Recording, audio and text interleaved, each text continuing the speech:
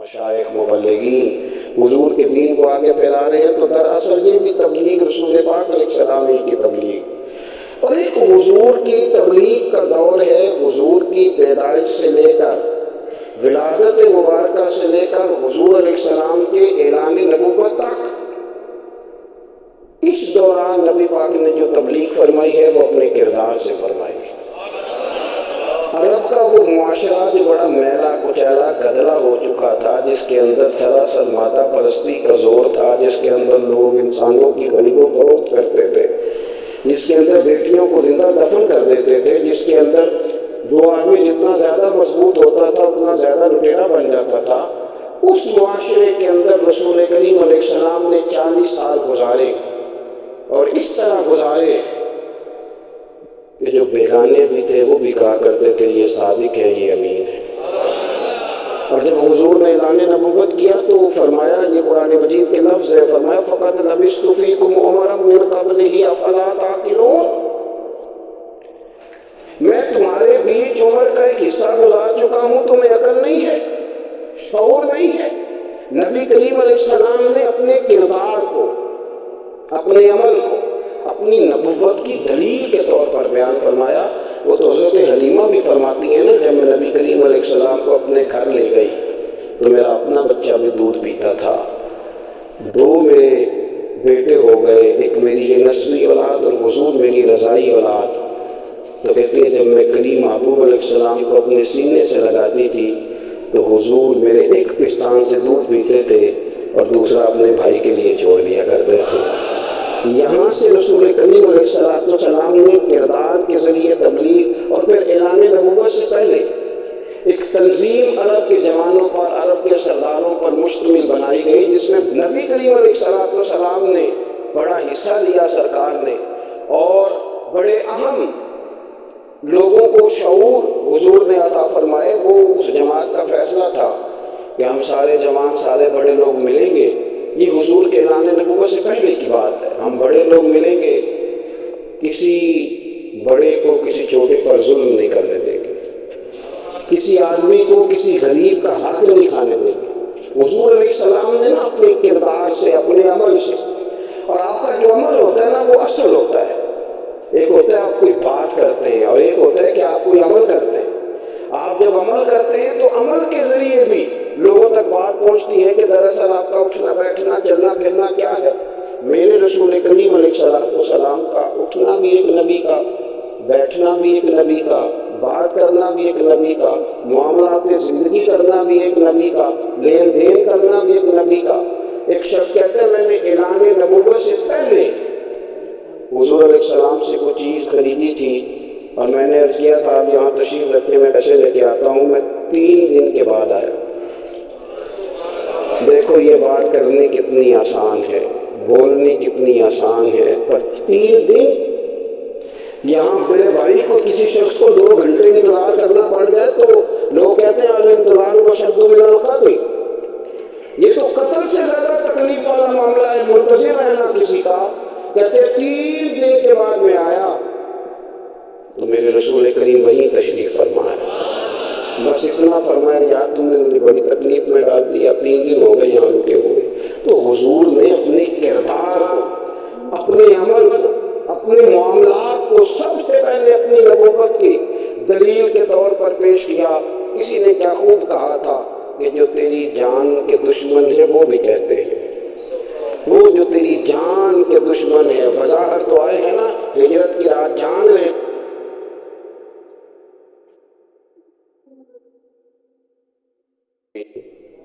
امانتیں کاشانہ نور پہ پڑی ہے، وہ جو تیری جان کے دشمن ہے وہ بھی کہتے ہیں کہ امین تو ہے اور صداقت کی آبرو تو ہے، امین بھی تو ہے، صداقت کی آبرو تو ہے۔ تو پہلے کردار، پھر دوسری بات، اللہ تعالیٰ نے اپنے محبوب علیہ السلام کو اپنا مطلق نائب بنا کر، اپنا محبوب اعظم بنا کر، ویسے ہی سارے انسانوں کے بارے میں کہا وَإِذْ قَالَ رَبُّكَ لِلْمَلَائِكَةِ إِنِّي جَاعِلٌ فِي الْأَرْضِ خَلِيفَةً، میں زمین میں اپنا نائب بنانے والا ہوں۔ لیکن حضور علیہ السلام تو محبوب ہے نا، حضور کی نیابت تو محبوبیت کے درجے پر فائز ہے۔ تو رسول پاک کو رب کریم نے اس طرح کا بنا کے بھیجا کہ حضرت عبداللہ ابن رواحہ رضی اللہ تعالیٰ عنہ بیان فرماتے ہیں کہ اگر حضور کوئی معجزہ نہ بھی دکھاتے، نبی کریم علیہ السلام سے کوئی اعجاز لوگ نہ بھی دیکھتے، تو محبوب کا تو چہرہ ہی اس طرح کا تھا، لوگوں نے دیکھتے جانا تھا اور کلمہ پڑھتے جانا تھا۔ لیکن باوجود اس کے میرے رسول پاک کا کہ حضور کبھی اشارہ کر دیں تو چاند دو ٹکڑے ہو جائے، کبھی دعا مانگ دیں تو ڈوبا ہوا سورج واپس آ جائے، کبھی محبوب گزرنے لگے تو پتھر آپ پر سلام پڑے، کبھی حضور پہاڑ پر چڑھ جائیں تو پہاڑ وجد میں آ کر جھومنے لگے، محبوب کا کبھی نماز پڑھاتے ارادہ بن جائے کا روح کی تبدیل فرما دے۔ کیا خوبصورت سوچ ہے اور کیا نظریہ دیتے ہیں بریلی کے امام، فرماتے ہیں اجابت کا جوڑا عنایت کا صحرا دلہن بن کے نکلی دعائے محمد، اور اجابت میں جھک کر گلے سے لگایا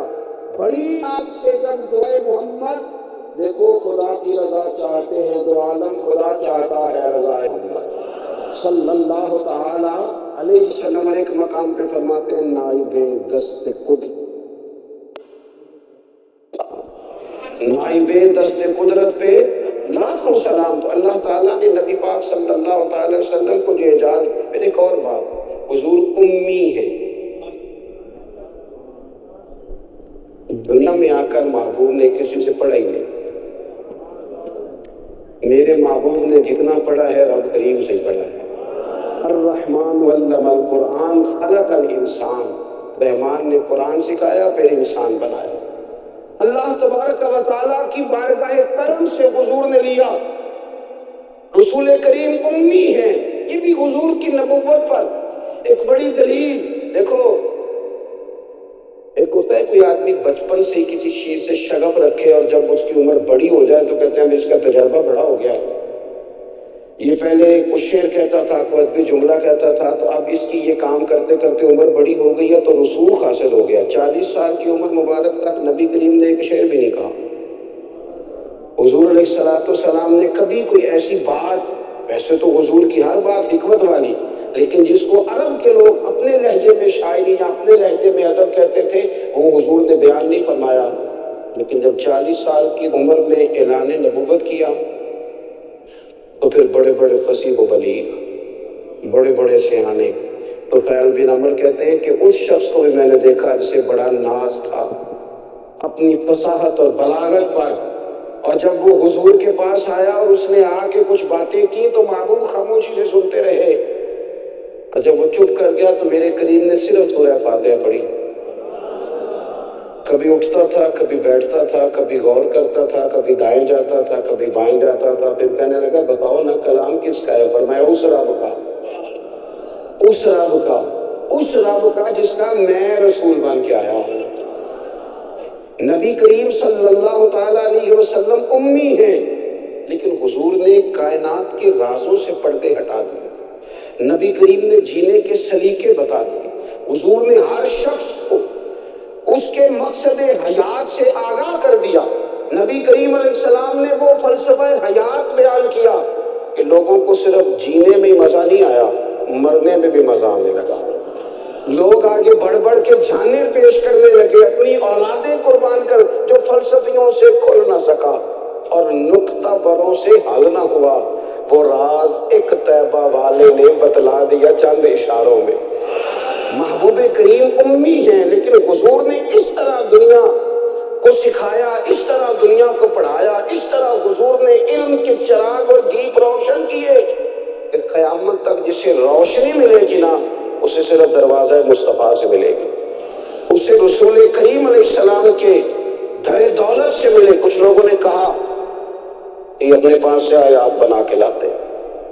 اپنے گھر میں بیٹھ کے دعوے کر لینا تو کوئی مشکل کام نہیں نہ ہوتا، سارے لوگ ہی کر لیتے ہیں، بلکہ وہ ہمارے بزرگ کہا کرتے تھے خیالی پلاؤ پکائیے تو گھیو کدے بھی کاٹ نہ پائیے، کیونکہ کون سا پیسوں کا ڈالنا ہے، وہ زیادہ ڈالیں آپ اور زیادہ ڈالیں۔ بہت سارے لوگ ہیں آج بھی، کچھ لبرل ہیں بیچارے، کچھ دین بیزار طبقہ ہے، وہ کہتے ہیں جناب ہمیں تو جدید باتیں بتائیں، ہمیں تو نئے اسلوب کے مطابق لے کے چلے، ہمیں تو او بھائی سن، میرے نبی پاک علیہ السلام نے فرمایا میرا قرآن کبھی پرانا نہیں ہوتا، اسے پڑھ کے دیکھ، اس کی جدت کا حسن دیکھ، یہ تو کھلا ہوا باغ ہے، تو ایک دفعہ اس کے قریب آئے گا تو خوشبو ملے گی، دوسری دفعہ آئے گا تو اس سے زیادہ تازی ملے گی،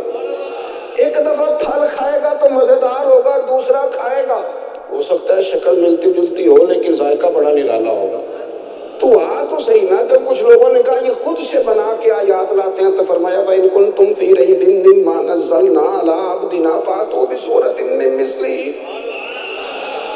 اگر تمہیں کوئی شک ہے اس میں جو ہم نے اپنے بندہ خاص میں نازل کیا ہے تو تم بھی اس جیسی ایک آیت بنا کے لاؤ۔ اور چلو چیلنج کھولا دے دیا، فرما وَادْعُوا شُهَدَاءَكُم مِّن دُونِ اللَّهِ، اللہ اور اللہ والوں کو چھوڑ دو، تفسیری ترجمہ عرض کر رہا ہوں، یعنی صحابہ کو چھوڑ دو، حضور کے ماننے والوں کو چھوڑ دو، باقی ساری دنیا کے کافر اکٹھے ہو جاؤ، ایک آیت بس قرآن جیسی لے کے آؤ، ایک آیت لے کے آؤ، ان کنتم صادقین، اگر تم سچے ہو۔ جوانوں سنو، کہا ایک آیت، اور یہ چیلنج آج تک قرآن مجید کا موجود ہے، آج تک وَإِن كُنتُمْ فِي رَيْبٍ مِّمَّا نَزَّلْنَا عَلَىٰ عَبْدِنَا فَأْتُوا بِسُورَةٍ مِّن مِّثْلِهِ، تم قرآن کے مقابلے کی ایک صورت لے کے آؤ اور سارے حمایتی اکٹھے کر لو اپنے، ان کنتم صادقین، اگر تم سچے ہو۔ جواب تو ادھر سے آنا تھا نا، لیکن کائنات کے رب نے جواب بھی خود دیا، فرمایا فَإِن لَّمْ تَفْعَلُوا وَلَن تَفْعَلُوا، اگر تم نہ لا سکے، اور فرمایا تم لا سکتے بھی نہیں، اگر تم نہ لا سکے اور تم لا سکتے بھی، نہ خنجر اٹھے گا نہ تلوار تم سے، یہ بازو میرے آزمائے ہوئے ہیں، وَلَن تَفْعَلُوا، تم لا بھی نہیں سکتے، فَاتَّقُوا النَّارَ الَّتِي وَقُودُهَا النَّاسُ وَالْحِجَارَةُ، پھر اس آگ سے ڈر جاؤ جس کا ایندھن آدمی اور پتھر ہے، اُعِدَّتْ لِلْكَافِرِينَ، بنائی کافروں کے لیے، بنائی مومنوں کے لیے تو رب نے جنت بنائی ہے، اُعِدَّتْ لِلْكَافِرِينَ، یہ دوزخ اللہ نے کن کے لیے بنائی ہے؟ اُعِدَّتْ لِلْكَافِرِينَ، تک کافر کے لیے بنایا۔ تو اللہ تبارک و تعالیٰ نے میرے رسول پاک صلی اللہ تعالیٰ علیہ وسلم کو وہ کتاب عطا فرمائی، اور پھر حضور کی فصاحت و بلاغت، معرفت، دیکھو ایک ہوتا ہے گھنٹوں باتیں کرنا، ایک ہوتا ہے کئی والیم پر مشتمل، کئی جلدوں پر مشتمل کتب کا لکھنا، اور ایک ہوتا ہے کسی بندے کا ایک بات کرنا اور سامنے والے کی طبیعت کو اتنا جگا دینا کہ اگلی بات فوراً ہی اس کی سمجھ میں آ جائے۔ اور حضور نہ کسی کی انا کو نہیں جگاتے تھے، ہم بعض اوقات کسی سے خطاب کرتے ہیں، بات کرتے ہیں تو سامنے والے کی انا کو جگا دیتے ہیں، ٹھیس پہنچاتے ہیں، وہ کہتا چل کر تگڑا ہو جا میں بھی آیا۔ حضور انا نہیں جگاتے تھے، میرے نبی پاک ضمیر جگاتے تھے تاکہ وہ شخص فیض حاصل کر سکے، اسے کچھ ملے۔ نبی کریم کا جو انداز تکلم ہے وہ اس طرح کا ہوتا تھا کہ انسان خود بخود پھیل اٹھتا تھا کہ مطلب یہ بات ہونے کیا لگی ہے، مطلب حضور کیا فرمانے لگے۔ نبی کریم صلی اللہ تعالیٰ علیہ وسلم، ایک دن محبوب کریم نے صحابہ کے پیچھے حضور کی فصاحت و بلاغت دیکھے، فرمایا محبوب نے کتنا نادان ہے وہ شخص جو اپنے ماں باپ کو گالی دے۔ کھلی ہو گئی لوگوں کی آنکھیں، کان کھڑے ہو گئے کہ یا رسول اللہ کون ایسا بدبخت ہے جو ماں باپ کو گالی دے گا۔ تو اب جب سوالات ذہنی سطح پر پوری طور پر ابھر گئے نا، تو اب رسول کریم نے بات سمجھائی، یہ ہے فصاحت و بلاغت، تیرے آگے ہیں یوں دبے نچے فصحاء عرب کے بڑے بڑے، کوئی جان منہ میں زبان نہیں بلکہ جسم میں جان نہیں۔ یا رسول اللہ کون ایسا نالائق ہے جو ماں باپ کو گالی دے؟ اب جب ذہنی سطح یہاں تک ابھر آئی تو اب حضور نے سمجھایا، اور میں جب تم کسی کے ماں باپ کو گالی دو گے تو وہ بھی تو جواب میں تمہارے ماں باپ کو دے گا، تو فی نفس ہی یہ تم نے خود ظلم کیا ہے اپنے ماں باپ پر، کیوں تم نے ایسا لہجہ اختیار کیا کہ جس سے سامنے والے کی انا جاگ جائے اور وہ تمہارے مقابلے میں آ کر کے کھڑا ہو جائے، کیوں تم نے اس طرح کے انداز اختیار کیے کہ جس سے سامنے والا بھی سارے پنجے کھڑے کر کے باہر نکل آیا کہ آ جاؤ پھر میں میں بھی میدان میں حاضر ہوں۔ رسول کریم کی فصاحت، بلاغت، دیکھیں نا حضور 2-4 جملوں میں ساری بات سمجھا جاتے ہیں۔ ایک حدیث سے پاک اگر ہماری سمجھ میں آ جائے، ایک روایت نبی پاک صلی اللہ تعالیٰ علیہ وسلم نے فرمایا خوبصورت مسلمان وہ ہے جو بے مقصد باتوں کو چھوڑ دے۔ لو اس سے پوری زندگی سجائی جا سکتی ہے، ایک جملے سے پوری زندگی سواری جا سکتی ہے۔ کوئی لمبی چوڑی باتوں میں جانے کی ضرورت نہیں، کہا خوبصورت مسلمان یہ ہے جو بے مقصد باتوں کو چھوڑ دے، لا یعنی باتوں کو، کیا کہتے ہیں ہمارے دیہات کے لوگ، جڑے پنڈ جانا نہیں ادھر آپ پوچھنے دی، لیکن آج کل لوگ باز آندے یعنی جس بات کا بالکل تعلق نہیں تھا وہ بات بھی کرتے جاتے ہیں، جس کا شعبہ ہی نہیں